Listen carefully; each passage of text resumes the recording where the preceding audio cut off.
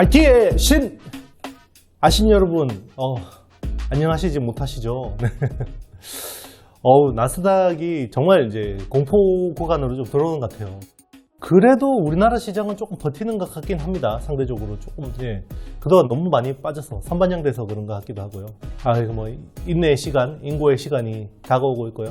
저희는 어쨌든 이후에, 그죠? 위기 이후에 그 시대를 또 대비하기 위해서 오늘 또 긍정 회로를 또 한번 돌려보도록 하겠습니다. 좀 질문이 많았어요. 이제 중국 반도체 규제가 계속 많은데요. 미국이 이제 정말 제대로 칼을 빼들었죠. 네. 그러면 이게 어디까지 되는 거냐? 원래 처음에는 뭐 10나노 이하만 하지 마. 주로 파운드리 쪽이죠. 네, 파운드리 쪽이었는데 하지 마 그러더니 이게 14나노까지 이제 됐고, 요게 나중에는 한 16나노까지 될 수 있을 것 같다라는 게 이제 제 생각이고요. 자, 이번에 조금 또 독특한 게 메모리까지 나왔습니다. 네, 드디어 메모리 규제까지 나왔어요. 메모리 규제는 뭐였냐? 일단은 낸드 플래시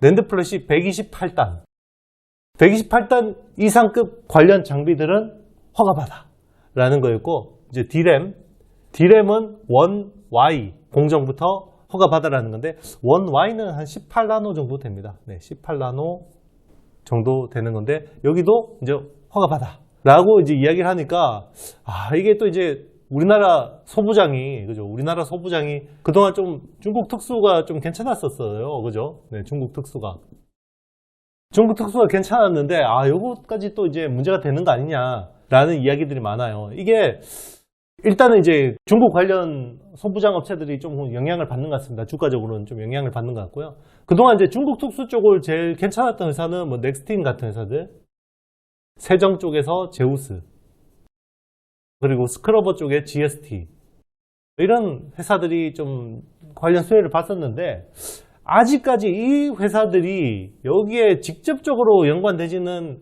않는 것 같습니다. 그리고 주성 엔지니어링이 있네요. 네, 주성 엔지니어링 같은 경우는 ALD니까 요게 관련 있다고 하면 또 뭐 할 말은 없는데요. 자, 그런데 이제 중국은 ALD를 뭐 28나노의 애들도 쓸 수도 있거든요. 네, 정말 이게 그러면 면밀하게 이렇게 어떻게 될 거냐라는 건 이제 좀 굉장히 불확실한 건데요. 자, 이건 또 결국은 정치와 외교로 풀어낼 수밖에 없다라는 거죠. 네. 결국 애매한 거는 정치와 외교 영역이 필요한 거고요. 자, 우리 IRA 전기차 뒤통수 맞았잖아요. 자, 이런 거 안 나가려면 지금부터 대응 잘해야 될 것 같습니다. 그래서 면밀하게 그러면 우리가 제대로 뭐 신고를 하는 거죠. 그래서 이거는 여기 해당된 공정에 들어가는 장비가 아니다라는 것들을 뭐 인증받고 납품하듯이 뭐 그런 방법들이 있는 거고요. 다행스러운 거는 로이터 보도가 있었어요. 로이터 통신이라고 세계 4대 통신사라고 하죠. 로이터 통신에서 보도가 나왔는데, 자, 이거는 미국 및 동맹국들의 피해를 최소화하는 방향으로 하기 때문에, 왜냐하면 이제 중국 내에 미국 기업들도 많고 유럽 관련 업체들도 많기 때문에, 자, 이거 피해 최소화를 할 거다. 그래서 최대한 중국 업체 외에 글로벌 업체가 테크 마이그레이션하고 업그레이드 하는 거에 대해서는 미국이 좀 제장적으로 해줄 거다라는 톤의 뉘앙스의 보도가 나오긴 했습니다. 그래서 조금 다행스럽긴 한 것 같아요. 네, 그래도 그 정도는 좀 미국 정부가 생각하고 있다라는 것 같네요. 자, 그러면 중국 반도체를 어떻게 보면 타깃으로 하는 건데, 그럼 중국 기업이 되게 중요할 거 아니에요. 그럼 중국 기업은 어떤 타깃이냐? 자, SMIC라는 회사가 결국 파운드리죠. 중국 넘버원 파운드리죠. 그리고 CXMT라는 회사가 이제 D램, 그리고 YMTC가 낸드 플래시. 딱 맞춤화돼서 규제가 되고 있죠. 네, 여기가 이제 14나노 규제, 그리고 여기가 1Y D램, 그리고 128단 낸드. 딱딱딱 맞춤화를 해서 미국이 딱 규제를 했는데요. 여기서 보면 제일 잘하는 회사는 SMIC입니다. 파운드리고요. 중국의 파운드리 점유율은 마켓시어가 한 9% 정도 됩니다. 파운드리 마켓시어가 전 세계적으로 봤을 때 9% 정도 되고요. 팹리스 마켓시어도 한 9% 정도 돼요. 이게 뭐 많다면 많고 적다면 적은 수치가 될 것 같아요. 그런데 자, 이번에 미국의 반도체 규제로 인해서 가장 큰 데미지를 받은 회사는 SMIC입니다. 중심고지라는 중국의 TSMC를 키우려고 했는데 이게 이제 딱 막힌 거죠. 이제 EUV 장비도 못 들어가고, 그리고 14나노까지 할 수 있기는 있어요, SMIC가. 그런데 아주 일부의 공정에 불과할 거고, 얘들의 메인은 40나노가 메인스트림입니다. 그래서 40나노가 메인스트림이고, 중국은 지금 28나노를 타깃으로 해서 엄청 투자를 하고 있어요. 28나노 쪽에 엄청난 자금을 투입하고 있습니다. 자금을 투입하고 있는 거죠. 자금은 정부 자금이죠. 네, 정부 자금. 중앙정부, 지방정부 다 합쳐서 엄청난 자금을 쏟아붓고 있는 거고요. 지금 중국 정부가 연간으로 쏟아붓는 자금이 한 60조 원 정도 됩니다. 연간으로. 요거를 향후에는 250조 원 수준까지 높이겠다라는 게 중국 반도체 굴기의 핵심인 거고요. 와, 250조 원이면 거의 삼성전자 연간 매출 수준에 육박하는 거죠. 정말 돈을 때려붓겠다라는 겁니다. 어쨌든 미국한테 밀리면 끝이라는 걸 이제 알고 있는 거죠. 자, 그런데 CXMT 같은 경우는 아직까지 좀 미미해요. 네, 미미합니다. 아직까지 뭐 샘플도 제대로 나온 것도 없고, 아직까지 기술 수준이 가장 뒤처져 있다고 볼 수 있는 거고요. SMIC하고 YMTC가 그나마 굉장히 중국 정부의 돈을 받고 성과를 많이 내고 있다, 이라는 거고요. YMTC는 최근에 애플 아이폰에 아이폰, 물론 중국향이긴 합니다. 여기에다 낸드를 납품한다고 지금 보도가 나왔죠. 미국 의회에서 발끈했는데, 자, 이거를 뭐 팀쿡이 어떻게 받아들일지는 모르겠습니다. 이게 들어가는 건지 안 들어가는 건지, 이건 조금 시간이 지나봐야 아는 거고. 자, 그만큼 YMTC 기술은 많이 올라왔다라고 볼 수 있는 거고요. 전 세계 마켓시어가 한 3%까지 올라온 것 같습니다. 네, 3% 수준까지 올라온 것 같고, 물론 대부분은 내수용입니다. 내수용이긴 한데, 자, 그래도 굉장히 많이 올라왔다라고 볼 수 있는 거고요. 특이한 게 이제 이 YMTC는 엑스태킹이라는 자기들의 어떤 기술을 쓰고 있는데, 이게 이제 페리 부분을 있잖아요. 페리 부분을 위에다가 놓는 거죠. 보통은 페리를, 이게 회로부라고 하죠. 회로부. 페리를 언더 쪽에다 보통 놓거든요. 언더 페리를 보통 하는데, 이제 어퍼 페리를 하는데, 자, 요거는 뭐 제가 다음에 한번 기술적으로 한번 설명드리겠습니다. 일단은 이게 비용적인 부분은 굉장히 메리트가 없는데, 수율이 낮은 업체들이 하기에는 굉장히 유리하다. 어퍼 쪽에 이제 페리를 놓는 거는. 요거는 이제 그리고 웨이퍼를 2장 써야 되기 때문에 비용이 비쌀 수밖에 없습니다. 거의 하이브리드 본딩을 써야 되기 때문에. 다음에 요거는 디테일한 내용은 오늘 시장에 대한 이야기를 하기 때문에, 기술에 대한 내용은 다음에 한번 제가 또 따로 설명드리도록 하겠습니다. 자, 여러분, 중국이 왜 반도체 굴기를 하는지는 첨단 제조라고 하죠. 네, 2025. 요게 이제 뭐 반도체 굴기의 또 다른 말인데요. 중국 반도체 굴기의 이름은 첨단 제조 2025고, 25년까지 반도체 자급률을 70%까지 높이겠다라는 게 중국의 목표였죠. 깜짝 놀란 거죠. 70%면 중국이 전 세계 반도체 한 40% 정도의 수요를 차지하니까, 그럼 중국이 28%를 전 세계에서 반도체 공급을 하겠다라는 거니까 정말 뜨악했던 거죠. 네, 뜨악했던 건데, 자, 그동안에 중국이 기술 굴기를 한 게 뭐 한두 번은 아닙니다. 예를 들면 뭐 LCD, 그죠? 디스플레이, 전기차하고 2차 전지, 통신 장비, 스마트폰, TV 등 가전. 자, 그동안에 중국의 공식 로직은 기술 굴기예요. 자, 일단은 중국은 제일 큰 게 뭡니까? 시장을 가지고 있죠.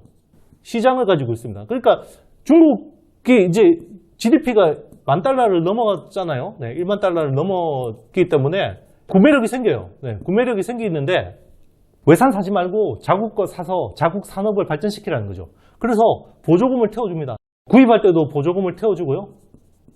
그리고 생산할 때도 보조금을 태워줍니다. 자, 생산할 때 보조금을 태워준다는 건요, 이런 것들은 대규모 장치 산업이죠. 장치 산업인데, 장치 산업은 제일 중요한 게요, 수율이 없으면 지약입니다. 네, 수율이 안 나오면 지약입니다. 그런데 생각해 보세요, 여러분. 장치 산업인데 투자비를 투자비를 거의 뭐 90%까지 해줍니다. 많이 해주면. 반도체 같은 경우는. CXMT 같은 데는 사실 90%가 거의 정부 자금이에요. 자기들 투자할 때 10%밖에 안 들어가거든요. 그러면 이게 수율이 안 좋아도요, 이익이 빨리 올라갑니다.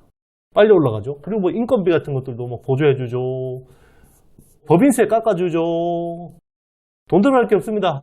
수율이 낮아도 이익이 나는 거죠. 자, 이런 식으로 해서, 자, 이런 것들을 다 자국에서 생산하고, 이게 말도 안 되게 레드오션화 해버립니다.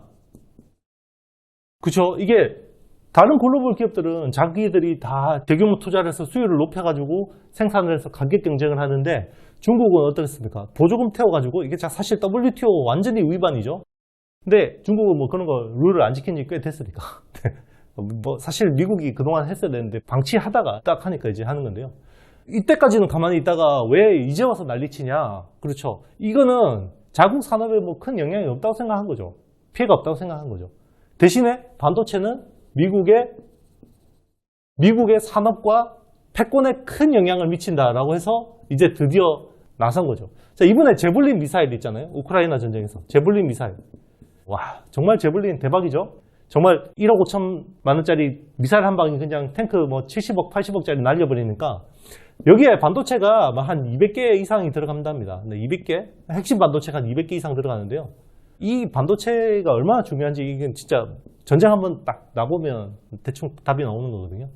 그러니까 요거를 딱 이제 미국이 자국 산업에 피해가 가니까 패권에 도전하니까 딱 밟아버리는 거죠. 자, 그래서 70% 자금률을 높이려고 했는데 실제로 어떠냐? 자, 22년 기준으로 반도체 자금률이 한 16% 정도 됩니다. 16%까지 됐고요. 25년까지 70%는 불가능하겠죠. 지금 어쨌든 반도체 굴기가, 중국 반도체 굴기가 한 10년은 지연됐어요. 네, 지연됐습니다. 왜냐면 미국의 제재로 인해서 이게 이제 효과를 보는 거예요. 10년 이상 지연된 거고, 자, 요 사이에 우리는 어쨌든 좀 시간을 벌 수 있는 여유는 확보했다고 볼 수 있는 거고요. 그러면 요게 어쨌든 천문학적인 돈을 쏟아붓고 있으니까 한 26년쯤 되면 한 21% 정도의 작업은 되겠다. 라는 게 이제 시장 조사 업체들의 어떤 컨센이라고 보면 되는 거고요. 자, 이런 것들은 어쨌든 대규모 MCU라든지 레거시화된 레거시 공정 쪽에서 아무래도 좀 많이 중국 국산화가 이루어지는 거죠. 그리고 소부장, 소재, 부품, 장비, 자금률은 한 10% 정도 지금 이제 추정이 되고 있습니다. 네, 10% 정도까지 되는데 요거는 시간이 꽤 많이 걸릴 것 같아요. 사실은 뭐 자국 장비를 써서 이 반도체 굴기를 하기가 쉽지 않거든요. 그래서 결국은 뭐 미국산 장비를 제일 쓰는 게 좋은데 미국이 못하게 하니까 일본이나 한국이나 대만 같은 장비를 많이 쓸 수밖에 없죠. 이런 소부장을 쓸 수밖에 없는 건데 이쪽도 이제 치포라 그래가지고 미국이 점점 더 목을 재고 있죠. 자, 그러면 중국의 돌파구는요, 일단은 두들겨 맞으면서 버티는 거고요. 그리고 지금 2세대 실리콘 기반의 시모스 반도체에서는 사실 캐치업이 불가능하다, 쉽지 않다라는 생각인 것 같고, 3세대 반도체, 화물 반도체 있잖아요. SiC, 지러칼륨, 뭐 이런 것들, 겐 이런 쪽으로 MEMS, IGBT 이런 쪽으로 많이 이제 기술을 확보하는 쪽으로 초점을 맞추고 있다고 보시면 될 것 같습니다. 그쪽은 아직 뭐 표준도 없고 아직까지 IP들도 좀 미국에 집중되어 있는 건 아니기 때문에 그런 쪽으로 계속 할 것 같아요. 자, 여러분 즐거운 Q&A 시간입니다. 김진호 님이 남겨주셨어요. 좋은 영상에 좋은 강의까지 열어주셔서 감사합니다. 삼성전자가 10월 6일자 테크데이에서 인위적 감산을 고려하고 있지 않다고 하던데 삼성전자는 감산을 덜 하겠다는 뜻으로 보면 될지요? 과거 발언들에 비해서 공격적인 투자 발언으로 들려서요 라는 이야기가 남기주셨어요. 자, 일단은 감산은 진짜 바닥의 신호죠. 바닥 신호고 여기부터는 이제 재고 소진 흐름을 봐야 되는 건데요. 일단은 D램만 놓고 볼게요. 네, D램만 놓고 보면 이제 삼성전자하고 SK 하이닉스하고 마이크론이 있죠. 그리고 낸드 같은 경우는 삼성전자, SK 하이닉스, 그리고 뭐 키옥시아, 웨스턴 디지털, 뭐 여기는 뭐 사실 같은 데라고 보면 되는 거고, 이런 식으로 있죠. 마이크론, 여기는 이제 인텔 솔리다임을 인수했고, 그리고 뭐 YMTC 보면 여기서 임팩트가 더 큰 거예요. 자, 이번에 마이크론이 12월부터 5% 감산 이야기를 했거든요. D램은 3개 플레이어밖에 없기 때문에 5% 감산이 굉장히 임팩트가 큰 겁니다. 근데 키옥시아 같은 경우는 30% 감산 이야기를 했어요. 10월부터. 근데 플레이어가 너무 많죠? 네, 플레이어가 너무 많아요. 아직까지 여기는 독과점 체제가 됐는데 여기는 플레이어가 많아서 이런 것들이 하나씩 날아가고 있긴 하지만 아직까지는 플레이어가 너무 많은 거예요. 그래서 결국 D램에서 되게 중요한 건데요. 자, 그런데 여기는 독과점이라는 게 되게 중요한 거예요. 그러면 항상 미국 공정 거래 당국 그리고 EU 눈치를 봐야 됩니다. 눈치를 봐야 되기 때문에요. 이게 자칫 잘못하면 담합의 이슈로 걸릴 수가 있어요. 담합. 그럼 담합이라고 해서 과징금 때려버리면 그냥 맞는 거거든요. 이것도 디펜스 해야 되고. 자, 그러면 일단은 3위 업체인 마이크론이 감산 이야기를 해주는 게 너무 고마운 거예요. 그죠? 또 미국 회사죠, 여기는. 미국 회사인데 감산 이야기를 해주는 거예요. 자, 하이닉스도 감산 이야기를 하죠. 일단 투자를 줄이고. 그런데 자, 삼성은 1등 사업자고요. 약간 독과점 업체이기 때문에요. 여기도 감산이라 그러면 딱 담합에 요 이슈가 있을 거고, 지금 바이든이 도끼눈 뜨고 보고 있겠죠. 가격 막 튀어가지고 이렇게 하면 가만두지 않겠어 막 이러고 있겠죠. 그러니까 톤을 조절할 수밖에 없는 거고요. 이거는 굉장히 잘하는 거라고 보고 있습니다. 현명한 전략이라고 보고 있는 거고요. 또 한 가지 측면은요, 이런 게 있어요. 사실은 이제 삼성이 서버 시장을 굉장히 지금 비중이 낮아요. 서버 시장이 굉장히 비중이 낮은데 예전에 원 Y 땐가 원 X 땐가 이때 아마존양 서버 쪽에서 발열 이슈가 나서 그제 문제가 생긴 적이 있었어요. 그때 서버 쪽 사업이 굉장히 축소됐고 이게 대부분 모바일 쪽으로 굉장히 많이 전환이 됐었습니다. 그런데 삼성은 지금 DDR5를 계기로 해서 어떻게 보면 서버 쪽 시장을 굉장히 공격적으로 나가려고 하는 스탠스거든요. 네, 그런 것들이 약간 톤이 혼재되어 있다. 저는 그렇게 보고 있습니다. 자, 여러분 오늘도 영상 보시느라고 너무 고생 많으셨고요. 이렇게 힘든 시장일수록 그냥 우리가 잘하는 거 합시다. 여러분 잘하는 거 하시고요. 시장이 그죠? 공포에 질려 있을 때 우리는 그 지평선 너머에 희망을 보자고요. 그래서 열심히 공부하시면 좋을 것 같고요. 오늘 영상 도움이 되셨다면 좋아요, 구독, 알림, 댓글 많이 남겨주시고요. 투자에 대한 판단은 여러분들한테 있습니다. 제가 이야기하는 거는 참고만 해주시면 좋겠습니다. 저는 다음 시간에 뵐게요. 안녕.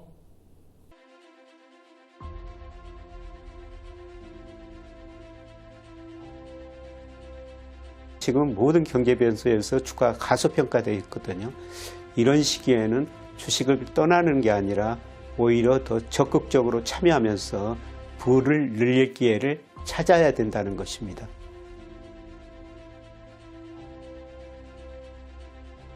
내가 돈을 벌기도 쉽지만 어떻게 지켜야 되지? 근데 안타깝게도 이 자본주의의 룰을 이해하는 사람이 거의 없습니다.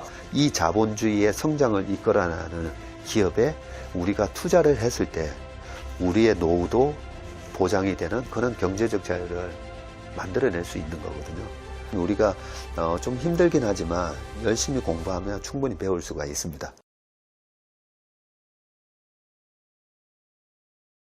네, 좋은 기회가 오고 있습니다. 네, 그러나 준비가 돼 있어야 되죠. 네, 그러려면 그만큼 공부를 해야 됩니다. 큰 위기가 오면 이 또 위기를 극복하기 위해서 새로운 신성장 산업이 떠오르게 됩니다. 자, 이번 위기는 신성장 산업이 향후 10년의 흐름을 끌고 갈 건지 지금 열심히 여러분들이 공부를 하셔야 된다는 거죠. 그러고 버텨서 결국 성과를 내면 그게 자산이 된다는 거죠. 나만의 원칙과 룰이 있어야 됩니다. 네, 거시경제 흐름뿐만 아니라 미시경제, 심지어는 그 기업 분석까지 하셔야 됩니다. 각 분야별로 최고의 전문가분들이 최고의 지식을 함께 공유하고 자본주의, 내가 사는 세상에 대해서 눈이 트이게 되고요. 그 눈이 트이게 되면은 지금 상상도 할 수 없는 그런 많은 수법과 기법들이 보이실 겁니다. 충분히 이런 시기를 공부하고 대비하면은 여러분들이 다가오는 위기 시대에 큰 부를 축적할 수 있는 기회가 될 것입니다. 투자에는 왕도가 없습니다. 하지만 분명히 정도는 있습니다. 여러분 포리버티에서 같이 공부하고 같이 나누면서 함께 공부하고 또 함께 나누는 투자의 정도를 함께 걸어가시길 바라겠습니다.